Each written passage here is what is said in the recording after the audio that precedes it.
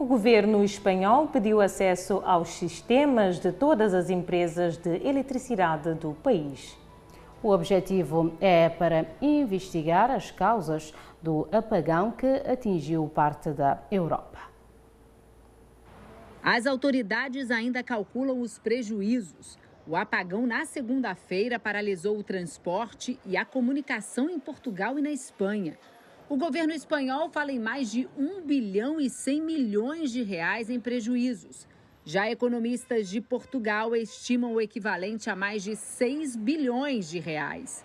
A imprensa espanhola divulgou que uma falha na geração de energia solar teria provocado o apagão. A operadora da rede elétrica descartou essa hipótese. O governo do país pediu que o serviço de inteligência tenha acesso ao sistema de todas as operadoras de energia para apurar as causas do apagão. Apesar da volta à normalidade, muitos portugueses criticaram a falta de informação durante as mais de 10 horas de apagão. Eu só recebi uma mensagem no celular 1 hora antes da volta da energia elétrica. E o texto dizia que a eletricidade estava sendo retomada de forma gradual e que tudo seria normalizado nas horas seguintes. A população reclamou que o alerta chegou muito atrasado. Radia Labib, comissária europeia para a gestão de crises, afirmou que o apagão mostrou a necessidade da população preparar kits de sobrevivência para 72 horas. Em tempos de crise, cartões bancários podem ser apenas um pedaço de plástico. Você precisa ter algum dinheiro, mas também ter uma lanterna, água e comida, afirmou. Some water, some foods and so on. Falemos agora sobre a economia nos Estados Unidos da América, que registrou uma queda de 0,3% no primeiro trimestre deste ano. O presidente Donald Trump responsabilizou pela gestão anterior do Joe Biden e pediu à população que seja paciente.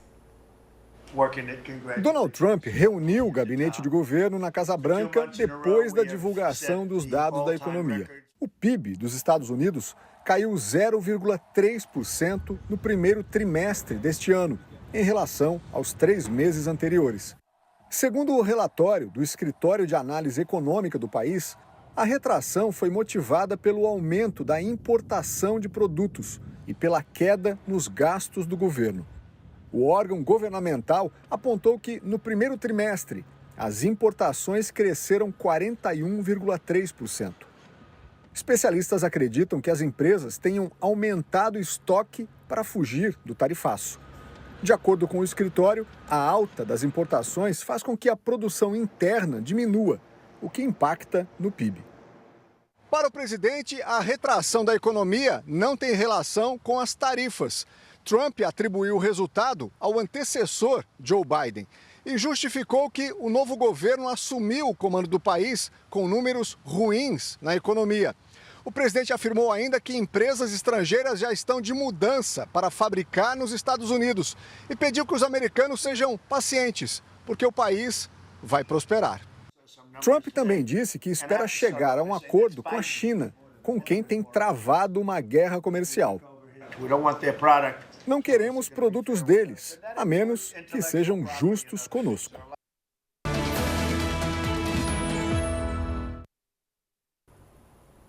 O acordo assinado entre Washington e Kiev para criar um fundo de investimento para a reconstrução da Ucrânia não incluiu garantias explícitas de futuras assistências militares nos Estados Unidos da América. Esta informação foi avançada pela imprensa norte-americana. O conflito no Sudão, que já dura mais de 2 anos, volta a ganhar contornos alarmantes. Em um comunicado divulgado nesta quinta-feira, o Alto Comissário das Nações Unidas para os Direitos Humanos, Volker Turk, denunciou que pelo menos 542 civis foram mortos nas últimas 3 semanas no Darfur do Norte, especialmente na cidade sitiada de El Fazer e nos arredores do campo de deslocados de Abu Shouk. Segundo Turk, o horror que está acontecendo acontecer no Sudão não tem limites. Apenas nos últimos dias, ataques coordenados das forças de apoio rápido resultaram na morte de pelo menos 40 civis. Vídeos divulgados recentemente mostram execuções sumárias realizadas por homens com uniformes paramilitares, agravando ainda mais a crise humanitária. A capital de Khartoum também voltou a ser um alvo de violência e as forças de apoio rápido lançaram novos ataques com artilharia pesada, atingindo inclusive o Palácio Presidencial, numa tentativa de retomar o controlo da cidade, perdido para o exército em março. Desde 2023, o Sudão está mergulhado em guerra civil. Abdel Fattah al-Burhan enfrentando as forças de apoio rápido lideradas por Mohamed Hamdan Daglo. A madrugada desta quarta-feira foi marcado por novos bombardeamentos israelenses na faixa de Gaza. 3 casas foram atingidas no campo de refugiados de Nuseirat, matando pelo menos 12 pessoas, entre elas 3 crianças. Segundo médicos locais, os corpos chegaram em fragmentos à morgue. No total de 35 palestinianos perderam a vida e mais de uma centena ficaram feridos nos últimos ataques que se tornaram diários desde a retoma dos combates a 18 de março. O exército israelense afirma que os bombardeamentos visam alvos ligados ao Hamas, mas muitos civis têm sido as principais vítimas. Ao mesmo tempo, Israel mantém um bloqueio total sobre Gaza, impedindo a entrada de alimentos, água e medicamentos. A ONU adverte que a utilização da fome como estratégia militar pode constituir crime de guerra. O Alto Comissário para os Direitos Humanos apelou ao fim imediato das restrições. O Fundo das Nações Unidas para a População declarou que já não tem kits de abrigo ou higiene disponíveis, enquanto milhares de crianças enfrentam subnutrição severa. Dos mais de 2 milhões de habitantes de Gaza, muitos dependem das cozinhas comunitárias, que agora também encerraram. Apenas 7 hospitais continuam a funcionar com a capacidade limitada e o número de grávidas e recém-nascidos com subnutrição está a aumentar drasticamente.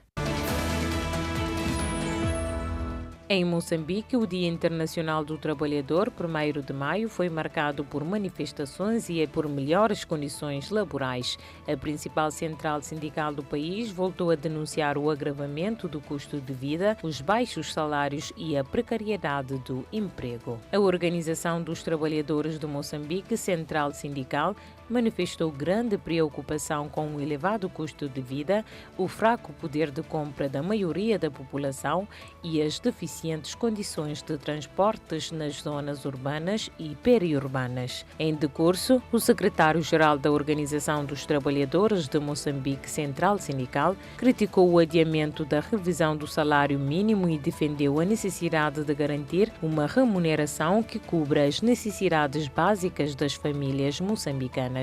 Este ano, o 1º de maio em Moçambique foi celebrado sob o lema pelos direitos laborais e sindicais. A luta continua, mas o recado é claro, é urgente melhorar os salários e combater a precariedade no mercado de trabalho.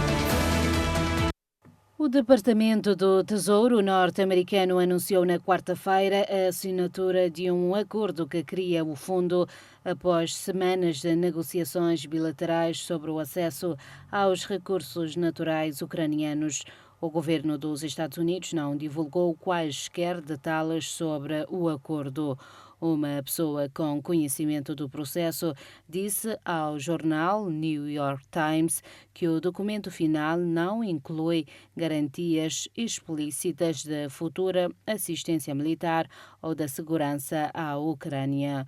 Uma outra fonte, que também pediu ao jornal para não ser identificada, disse que essa reivindicação, feita por Kiev no início das negociações, foi rapidamente rejeitada pelos Estados Unidos. Num comunicado, o secretário norte-americano do Tesouro sublinhou que nenhum Estado ou indivíduo que tenha financiado ou fornecido a máquina de guerra russa poderá beneficiar da reconstrução da Ucrânia.